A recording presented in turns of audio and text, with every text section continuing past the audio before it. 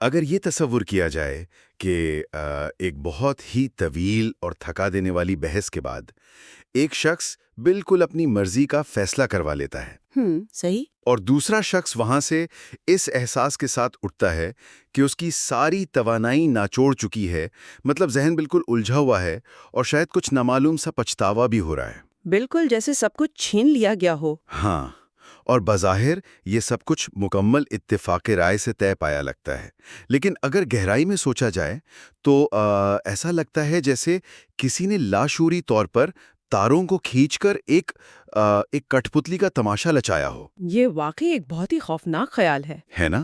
مطلب یہ ایک ایسی سنگین سوچ ہے جو کسی کو بھی ہلا کر رکھ دے۔ کیا واقعی ایسا ممکن ہے کہ روزمرہ کی بات چیت میں ہمارے بظاہر آزادانہ فیصلے کسی اور کے پوشیدہ کنٹرول میں ہوں؟ دیکھیں، یہ روزمرہ کی زندگی کا ایک ایسا تلخ سچ ہے جس پر عام طور پر دھیان نہیں دیتے۔ انسانی ذہن ایک انتہائی پیچیدہ نظام ہے اور شعوری طور پر ہم سب کو یہی لگتا ہے کہ ہمارے فیصلوں کی باغ دوڑ ہمارے اپنے ہاتھ میں ہے۔ صحیح۔ لیکن اصل حقیقت اس سے کہیں زیادہ مختلف اور تھوڑی گہری ہے۔ دفتر کی سیاست سے لے کر خاندانی تعلقات تک اکثر کسی نہ کسی سطح پر ذہن پر کنٹرول یا جسے ہم مینیپولیشن کہتے ہیں، اس کا ایک خاموش کھیل جاری رہتا ہے۔ اور حیرت کی بات تو یہ ہے کہ یہ اتنی مہارت سے ہوتا ہے کہ متاثرہ شخص کو اندازہ ہی نہیں ہوتا۔ بالکل نہیں ہوتا۔ انہیں لگتا ہی نہیں کہ وہ کسی نفسیاتی جال کا حصہ بن چکے ہیں۔ تو خیر، آج کے اس تفصیلی تجزیے کا بنیادی مشن اسی پراسرار اور خاموش دنیا کے طریقہ کار کو بے نقاب کرنا ہے۔ ہم انہی انسانی ذہن کے تاریک ترین گوشوں کو سمجھنے کی کوشش کریں گے۔ یہ بہت ضروری ٹاپک ہے۔ ہاں، اور آج ہمارے پاس جو ذرائع موجود ہیں ان میں ول ہاکنس کی بہت ہی مشہور کتاب how to analyse people with dark psychology اور ڈینیل اسپیڈ کی تفصیلی تحقیق شامل ہیں۔ ان کی مدد سے ہم ڈارک ٹرائیڈ، NLP یعنی نیورو لنگوسٹک پروگرامنگ اور جسمانی زبان کی سچائی کی تہوں کو کھولیں گے۔ اور یہاں یہ بات واضح کرنا بہت ضروری ہے کہ یہ علم محض کوئی نظریاتی یا کتابی بحث نہیں ہے۔ اگر ہم کرمنل پروفائلنگ یا جرائم کی نفسیات کو دیکھیں تو تفتیش کار روزانہ کی بنیاد پر انہی اصولوں کا استعمال کرتے ہیں۔ واقعی؟ یعنی یہ صرف تھیوری نہیں ہے؟ بالکل نہیں، لیکن ہاکنز اور اسپیڈ دونوں کا ماننا ہے کہ اس کا دائرہ صرف سنگین جرائم تک محدود نہیں ہے۔ روزمرہ کی زندگی میں ہونے والی دھوکہ دہی یا جو جذباتی استحصال ہوتا ہے، اس کو سمجھنے کے لیے یہ علم ایک کنجی کی حیثیت رکھتا ہے۔ تو چلیے اس کی بنیاد سے شروعات کرتے ہیں۔ اگر ہم مسلسل ایسے لوگوں کے درمیان گھرے ہوئے ہیں جو دوسروں کو کنٹرول کرنے کی کوشش کرتے ہیں، تو سب سے پہلا سوال یہ پیدا ہوتا ہے کہ ان کا ذہن کام کیسے کرتا ہے؟ صحیح سوال ہے۔ یعنی ان نفسیاتی تاروں کو کھینچنے والے کا اپنا پروفائل کیا ہے؟ سورس مواد میں ایک تصور پر بہت زور دیا گیا ہے جسے ڈارک ٹرائیڈ کہا جاتا ہے۔ یہ آخر ہے کیا؟ اصل میں ڈارک ٹرائیڈ بنیادی طور پر انسانی شخصیت کی 3 انتہائی منفی، نقصان دہ اور تاریک خصلتوں کا ایک مجموعہ ہے۔ جب یہ تینوں خصلتیں کسی ایک شخص میں جمع ہو جائیں تو وہ خطرناک بن جاتا ہے۔ انتہائی خطرناک۔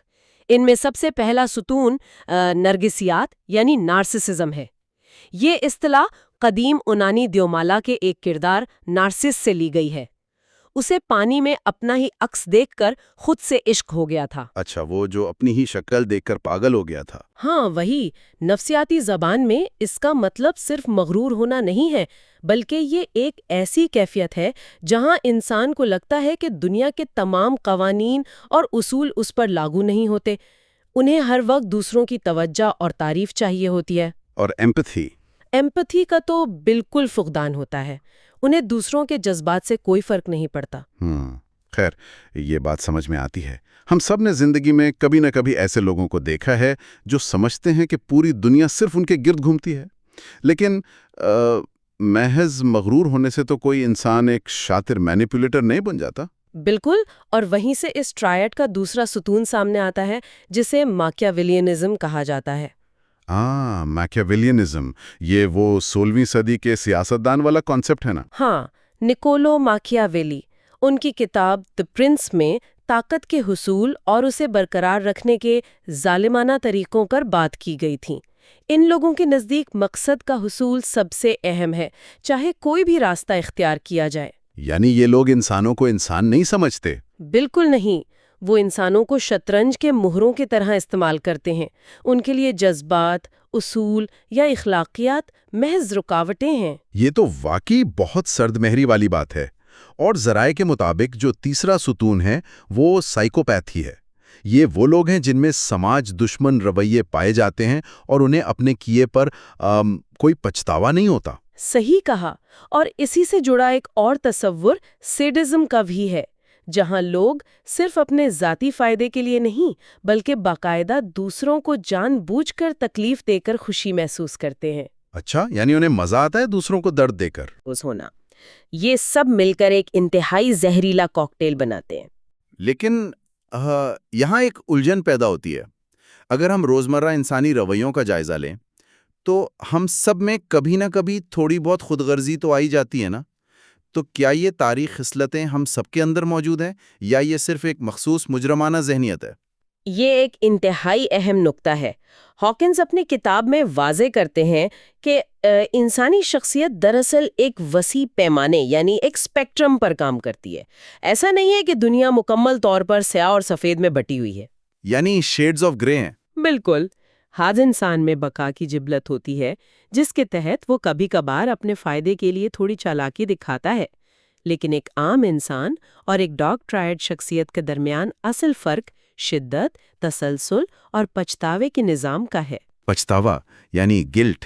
ہاں، اگر ایک عام انسان اپنے کسی عمل سے دوسرے کو دکھ پہنچاتا ہے تو اس کو پچھتاوا ہوتا ہے اور وہ اسے سدھارنے کی کوشش کرتا ہے، لیکن کلینکل ڈاگ ٹرائڈ شخصیت کے دماغ میں یہ پچھتاوے کا میکانزم سرے سے موجود ہی نہیں ہوتا۔ وہ دوسروں کے درد کو محسوس ہی نہیں کرتے، جسے نفسیات کی زبان میں افیکٹو ایمپیتھی کا فقدان کہا جاتا ہے۔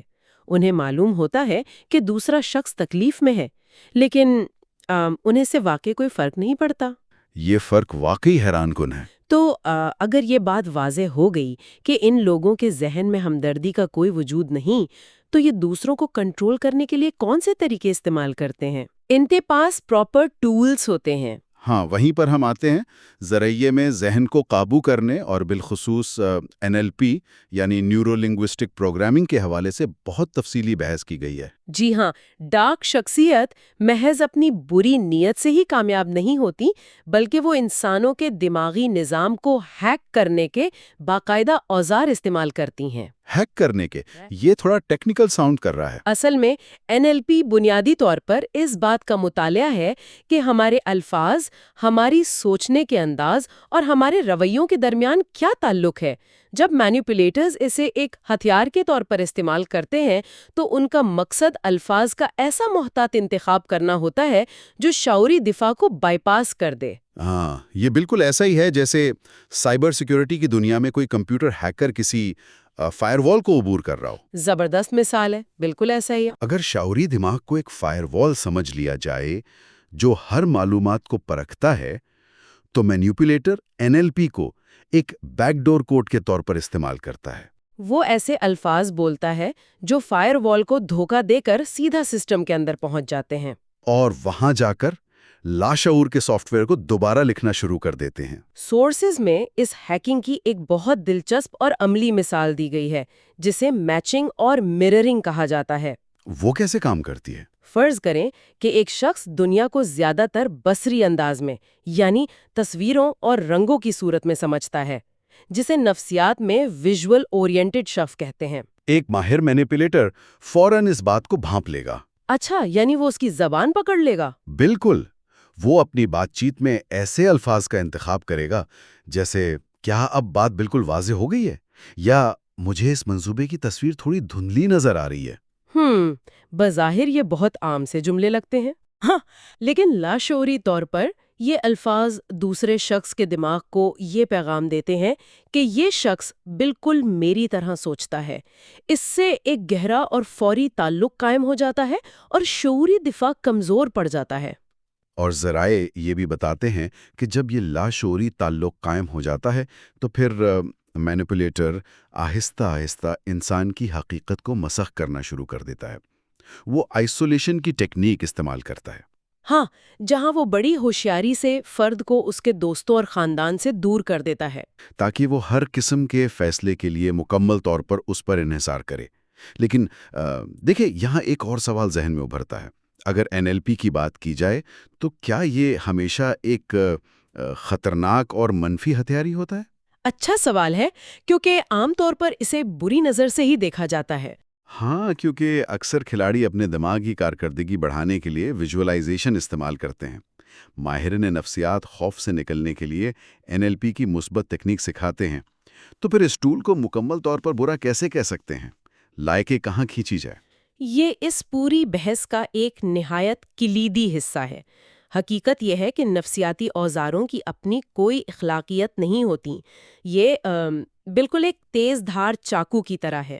صحیح. ایک سرجن اسی چاقو سے کینسر کی رسولی کاٹ کر جان بچاتا ہے، جبکہ ایک مجرم اسی چاقو سے کسی کی جان لے لیتا ہے. فرق چاقو میں نہیں، بلکہ استعمال کرنے والے کی نیت اور دوسرے شخص کی رضامندی میں ہے. یعنی کنسنٹ سب سے اہم ہے. بالکل. جب کوئی کھلاڑی خود پر NLP استعمال کرتا ہے تو وہ اپنے پورے شعور اور رضامندی کے ساتھ اپنے دماغ کو بہتر کر رہا ہوتا ہے. لیکن جب ایک مینیپولیٹر یہی ٹیکنیک استعمال کرتا ہے تو وہاں پوشیدہ ارادے ہوتے ہیں. وہ دوسرے انسان کی لا علمی کا فائدہ اٹھا رہا ہوتا ہے. یہ فرق بہت واضح ہے. تو اس کا مطلب یہ ہوا کہ مینیپولیٹرز الفاظ کے جادوگر ہوتے ہیں اور وہ NLP جیسے اوزاروں کے ذریعے بآسانی دھوکہ دے سکتے ہیں. ایسے میں کوئی اپنا دفاع کیسے کرے؟ کیونکہ الفاظ تو جھوٹ بول سکتے ہیں. ہاں، الفاظ کو تو آسانی سے توڑا مروڑا جا سکتا ہے. تو ہاکنز اور اسپیڈ دونوں کا کام یہ بتاتا ہے کہ انسان کو الفاظ کے سحر سے نکل کر کچھ اور پڑھنا سیکھنا چاہیے، اور وہ ہے جسمانی زبان، جو کبھی جھوٹ نہیں بولتی. بالکل درست. اور یہ بات صرف کتابی نہیں بلکہ سائنس سے ثابت شدہ ہے. UCLA یعنی یونیورسٹی آف کیلیفورنیا کی ایک انتہائی مشہور تحقیق کے مطابق ہماری روزمرہ گفتگو کا صرف 7% حصہ الفاظ پر مشتمل ہوتا ہے. صرف 7%؟ یہ تو بہت کم ہے. حیران کن طور پر 38% ہمارا لہجہ اور آواز کا اتار چڑھاؤ ہے، جبکہ پورے 55% کا انحصار ہماری جسمانی زبان پر ہے. واقعی؟ ہاں، اور اگر اس بات کی گہرائی میں جایا جائے تو اس کی وجہ ہماری ارتقائی حیاتیات یعنی ایوولوشنری بائیولوجی میں چھپی ہے.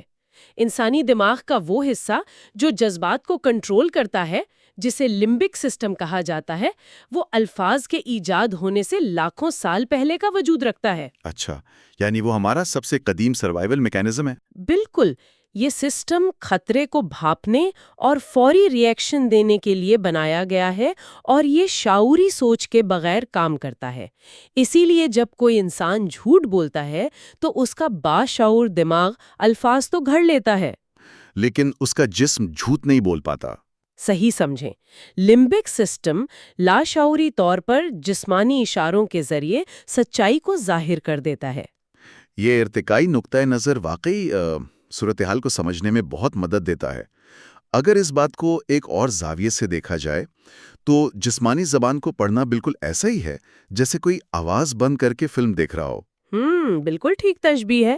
اگر ٹی وی کو میوٹ کر دیا جائے تو کہانی سمجھنے کے لیے ذہن کو مکمل طور پر اداکاروں کی آنکھوں، ان کے چہرے کے تاثرات، ان کے ہاتھ پاؤں کی حرکت پر توجہ مرکوز کرنی پڑتی ہے.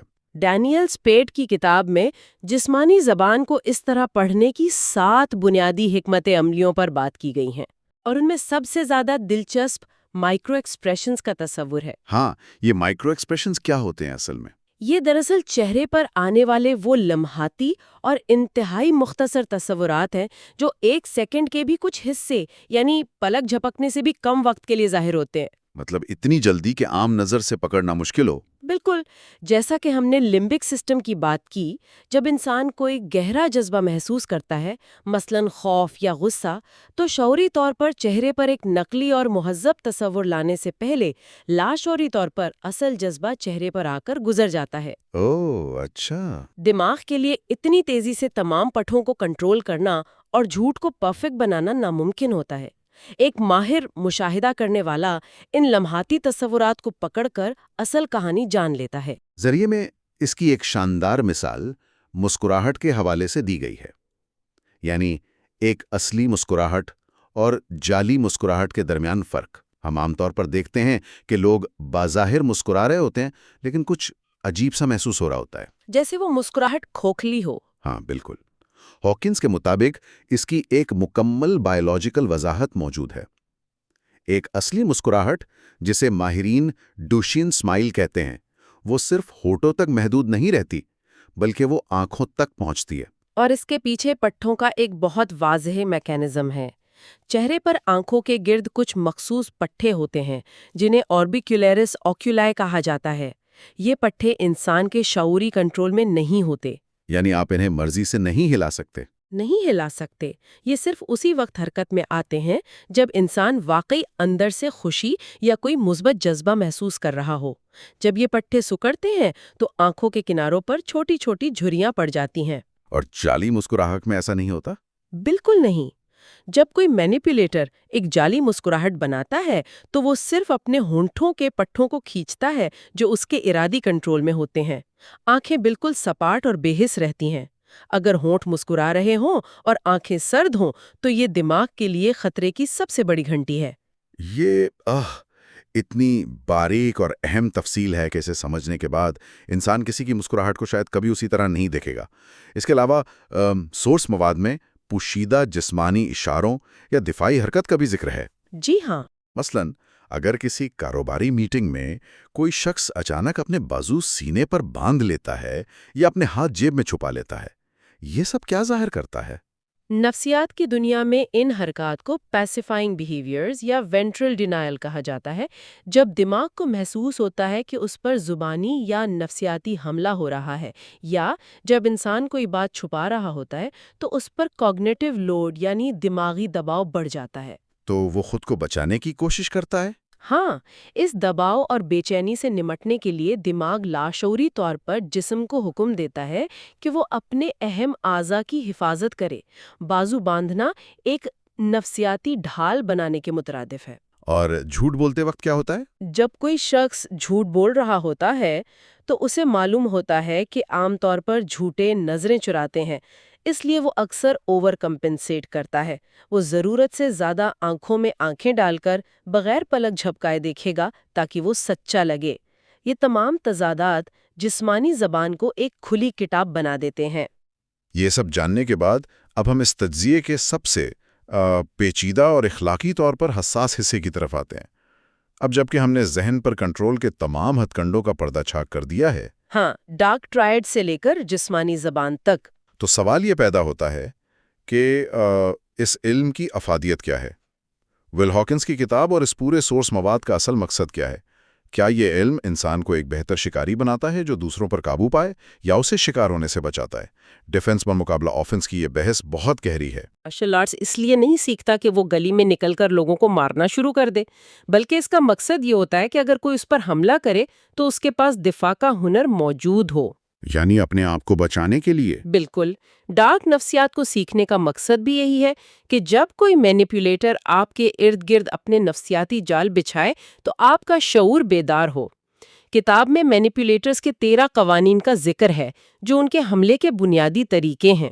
ان 13 قوانین کا ذکر واقعی بہت آنکھیں کھول دینے والا ہے، جیسے کہ حقائق کو بدل کر پیش کرنا، جسے گیس لائٹنگ کہتے ہیں، یا ہر بات کا الزام دوسروں پر ڈالنا، اور ہمیشہ خود کو مظلوم ثابت کر کے ہمدردی سمیٹنا، یعنی وکٹم کارڈ کھیلنا۔ اور ان سب میں جو سب سے ظالمانہ قانون بیان کیا گیا ہے وہ ہے خاموشی کی سزا دینا، جسے سائلنٹ ٹریٹمنٹ کہا جاتا ہے۔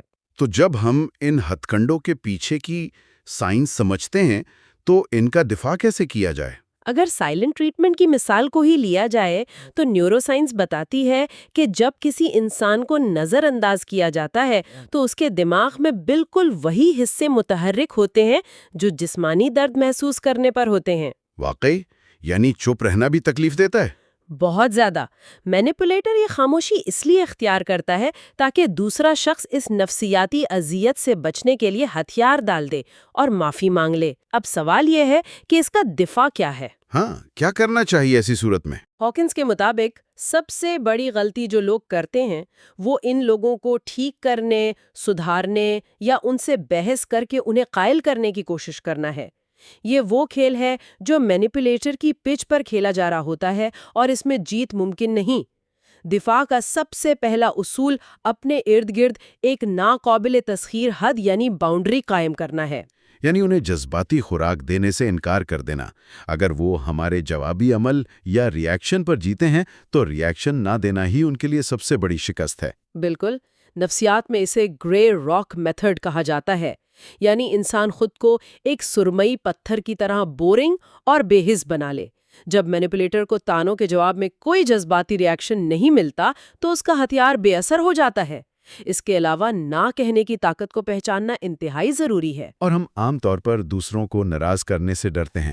ہاں، اور مینیپولیٹر ہمیشہ اسی ہچکچاہٹ کا فائدہ اٹھاتا ہے۔ اپنی حدود کا تعین کرنا اور ان پر سختی سے قائم رہنا ہی واحد اور بہترین دفاعی نظام ہے۔ تو اس تمام بحث کا لب لباب یہ ہے کہ جب انسان کو یہ احساس ہو کہ اس کی حقیقت کو مسلسل توڑا مروڑا جا رہا ہے یا اس کے فیصلے اس کے اپنے نہیں رہے، تو بجائے خود پر شک کرنے کے وہ ایک قدم پیچھے ہٹے، ان اشاروں کو پڑھے اور اس خاموش کھیل کا حصہ بننے سے صاف انکار کر دے۔ بعض اوقات الجھنے کے بجائے خاموشی سے اپنی راہیں الگ کر لینا ہی سب سے بڑی فتح ہوتی ہے۔ صحیح کہا۔ اس سب سے علم کی طاقت کا بخوبی اندازہ ہوتا ہے۔ جب کوئی ان نفسیاتی اصولوں سے واقف ہو جاتا ہے تو دنیا کو دیکھنے کا نظریہ ہمیشہ کے لیے بدل جاتا ہے۔ عام سی گفتگو میں بھی وہ دھاگے نظر آنے لگتے ہیں جن سے لوگ لاشعوری طور پر ایک دوسرے کو کھینچنے کی کوشش کر رہے ہوتے ہیں۔ لیکن یہ طاقت اپنے ساتھ ایک گہری ذمہ داری بھی لاتی ہے کہ اس بیداری کو صرف اپنے ذہنی سکون اور دفاع کے لیے استعمال کیا جائے۔ بالکل، اور اسی مقام پر ہم آج کے اس تفصیلی تجزیے کو مکمل کرتے ہیں۔ آج ہم نے انسانی ذہن کی اس پوشیدہ دنیا کا ایک طویل اور گہرا سفر کیا۔ ہم نے کافی کچھ کور کیا ہے آج۔ ہاں، ہم نے یہ سمجھا کہ ڈارک ٹرائیڈ کی شخصیت دنیا کو کیسے دیکھتی ہیں اور وہ جذبات سے کیسے آری ہوتی ہیں۔ ہم نے جانا کہ وہ NLP کے بیک ڈور کوڈز کے ذریعے کس طرح دماغی فائر والز کو عبور کرتی ہیں، پھر جسمانی زبان اور اصلی اور جعلی مسکراہٹ کے درمیان فرق کو سمجھا۔ اور سب سے اہم بات، ہم نے جذباتی استحصال سے بچنے کے لیے مضبوط باؤنڈریز بنانے کا طریقہ سیکھا۔ یقیناً یہ انکشافات انسان کو دنیا کے بارے میں زیادہ حقیقت پسند اور بااختیار بناتے ہیں۔ اندھیرے سے واقفیت ہی روشنی میں محفوظ رہنے کا واحد راستہ ہے۔ کیا بات ہے! لیکن قبل اس کے کہ ہم بالکل اختتام کریں، اس پوری گفتگو کو سمیٹتے ہوئے ایک ایسا چیلنجنگ اور گہرا سوال چھوڑنا بہت ضروری ہے جو تھوڑا مزید سوچنے پر مجبور کرتا ہے۔ ہاکنز اور اسپیڈ دونوں کا کام دوسروں کے تاریک ارادوں کو پڑھنے پر مبنی ہے۔ یہ سکھایا جاتا ہے کہ مینیپولیٹر کے دماغ کو کیسے ڈیکوڈ کیا جائے، لیکن ذرا غور کیا جائے، کیا یہ واقعی ممکن ہے کہ کوئی انسان ہر وقت لگاتار دوسروں کی نفسیات کا اتنی باریک بینی سے تجزیہ کرے، ان کے ہر بولے گئے لفظ، ان کے مسکرانے کے انداز اور ان کی آنکھوں کی جنبش میں مقاصد کو کھوجے؟ یہ ایک بہت ہی انٹرسٹنگ نکتہ ہے۔ اور تاریک نفسیات کا اس قدر گہرائی سے مطالعہ کرے اور پھر بھی خود اس کے اثرات سے محفوظ رہے؟ کیا شکاری کے دماغ کو پڑھنے کے لیے مسلسل شکاری کی طرح سوچنا انسان کے اپنے دماغ کی وائرنگ کو اندر سے تبدیل تو نہیں کر دیتا؟ یہ واقعی ایک سوچنے کا مقام ہے کہ کہیں دوسروں کے تاریک ذہنوں سے خود کو بچاتے بچاتے ہم بھی غیر ارادی طور پر اسی راستے کے مسافر تو نہیں بن رہے؟ اور یہی وہ سوال ہے جس کا جواب ہر انسان کو اپنے اندر تلاش کرنا ہے۔